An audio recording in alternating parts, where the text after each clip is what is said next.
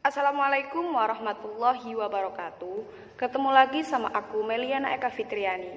Nah, di video kali ini aku bakal jelasin ke kalian cara bikin bisnis plan terkait usaha yang akan kalian jalanin. Nah, sebagai contoh, aku bakal kasih tahu bisnis plan yang udah aku rancang dari larutan disinfektan aku yang udah aku share di video tutorial kemarin di YouTube aku. Jangan lupa tonton terus videonya, jangan di skip, jangan lupa like, comment, subscribe, and share. Selamat menonton. Baik, di sini saya akan menjelaskan bisnis plan terkait produk usaha saya, yakni larutan disinfektan. Nah, sebelum kita membahas lebih jauh tentang bisnis plan, kita harus tahu apa sih bisnis plan itu. Bisnis plan merupakan suatu rencana tertulis yang memuat tujuan bisnis, cara kerja, rincian keuangan atau permodalan, susunan para pemilik manajemen, dan bagaimana cara mencapai tujuan bisnisnya.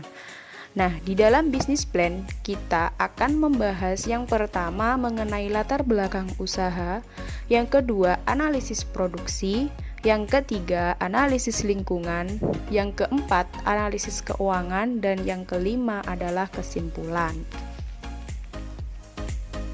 Yang pertama mengenai latar belakang usaha. Mengapa memilih produk disinfektan ini sebagai pilihan usaha?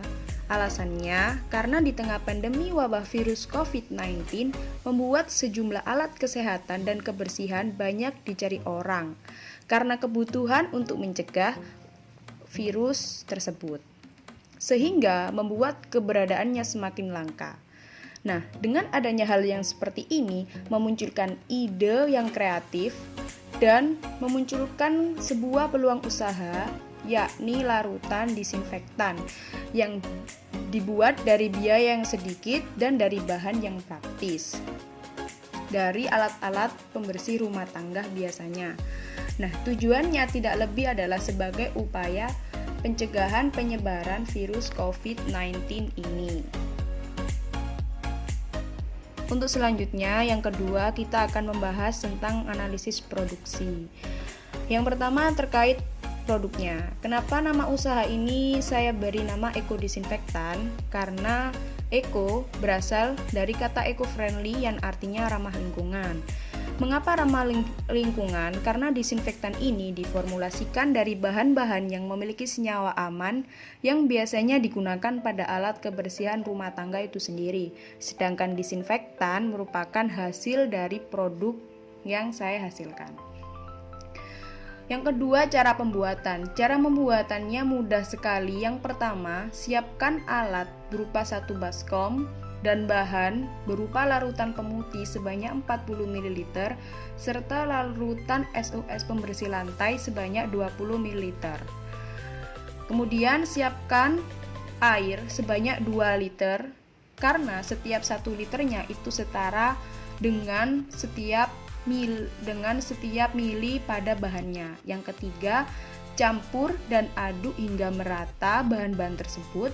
Yang keempat, letakkan cairan pada semprotan. Mudah bukan? Masih pada tahap analisis produksi. Di dalam analisis produksi ada yang namanya analisis SWOT. Nah, analisis SWOT ini terdiri dari strength atau kekuatan, weakness kelemahan, opportunities peluang, dan threat ancaman. Nah, dari produk usaha saya sendiri, yakni larutan disinfektan, memiliki kekuatan, yakni produk di bidang alat persirian ini banyak digunakan di tengah pandemi virus COVID-19. Harganya terjangkau dan praktis, serta tidak mengandung senyawa yang berbahaya.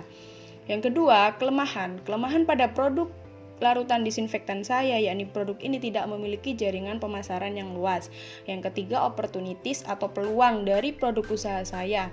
Menjadi peluang usaha karena larutan ini digunakan untuk pencegahan penyebaran virus COVID-19 dan tentunya bisa didapat dengan mudah karena memiliki harga yang terjangkau juga.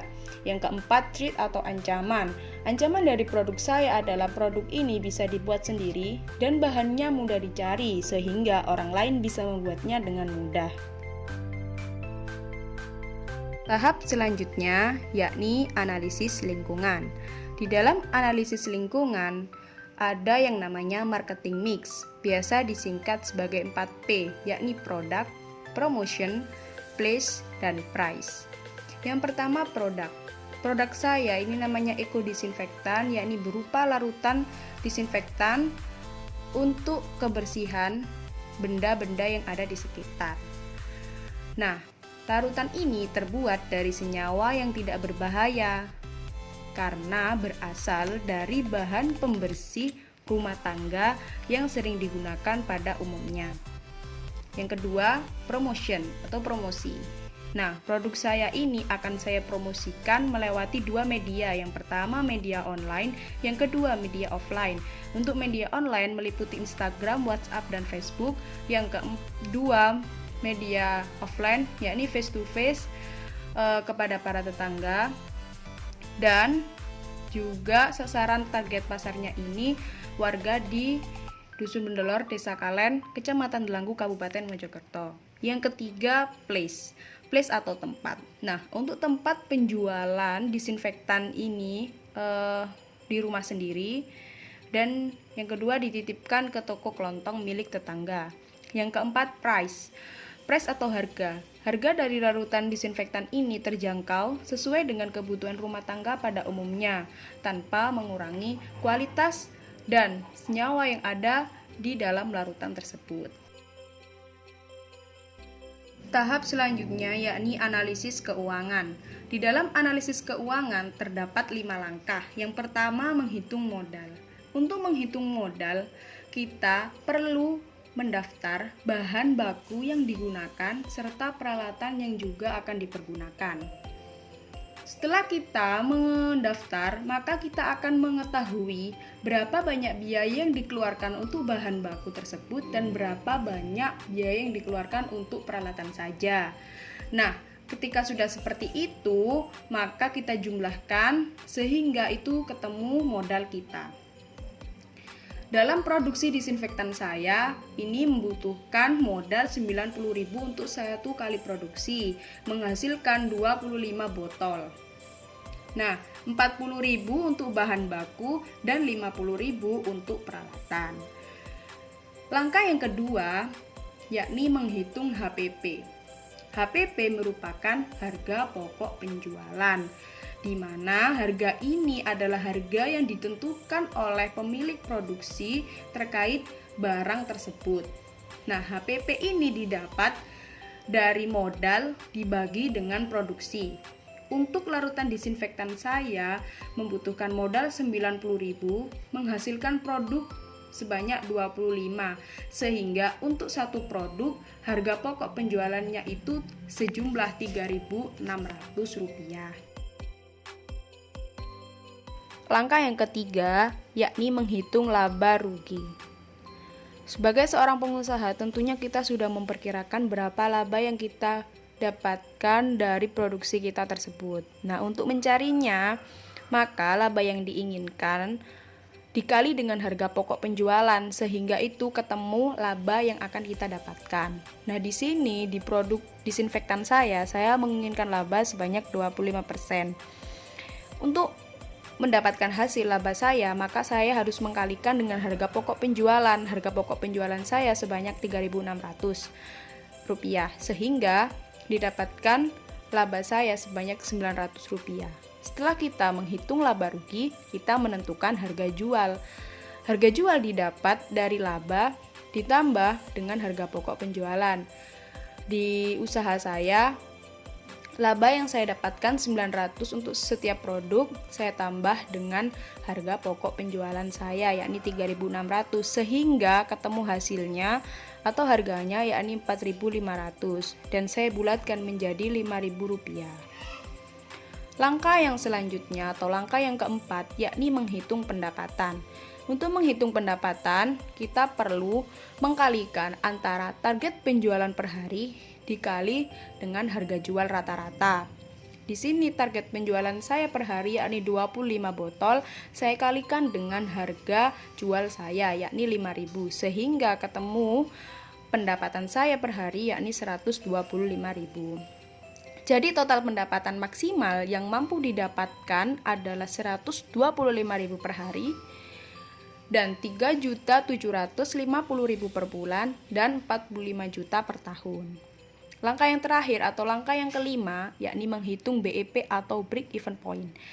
Break even point merupakan posisi antara jumlah pendapatan dan produksi yang seimbang atau memenuhi titik impas. BEP atau break even point bisa didapatkan dengan cara membagi total biaya atau modal dengan harga jual rata-rata.